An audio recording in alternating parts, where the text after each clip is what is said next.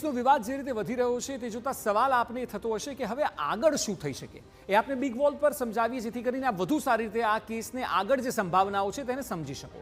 સૌથી પહેલા આપે જુઓ કે આરોપીને કોર્ટમાં રજૂ કરવામાં આવશે। જે 8 આરોપીઓ છે જેમના એફઆઈઆરમાં નામ છે તેમને કોર્ટમાં રજૂ કરવામાં આવશે। બની શકે કે આજે જ કોર્ટમાં રજૂ કરવામાં આવે એવી પણ પૂરેપૂરી સંભાવના છે। એ સિવાય રિમાન્ડની માંગ થશે અને રિમાન્ડ એટલા માટે પણ જરૂરી છે કારણ કે પાછલા થોડા સમયથી ખૂબ જ નિયમિત રીતે આ લોકો કૌભાંડ કરી રહ્યા હતા। કઈ રીતે આ કૌભાંડ મોડસ ઓપરેન્ડી શું રહેતી હતી ખૂબ જાણવી જરૂરી છે અને આરોપીઓની પૂછપરછ સૌથી મોટો વળાંક લાવશે આ કેસમાં કારણ કે બની શકે કે અન્ય કેટલાક નામ અને ચોંકાવનારા ખુલાસા પણ થઈ શકે કારણ કે 8-8ની હવે પૂછપરછ થશે। 8-8ની અલગ અલગ પૂછપરછમાં બની શકે કે નિવેદનોની વિસંગતતા આવે છે, શું કોઈને બચાવવાનો પ્રયત્ન થઈ રહ્યો છે કે કેમ, અન્ય કોણ કોણ લોકો સંડોવાયેલા છે, આ બધા જ સવાલોના જવાબ દેશને મળશે।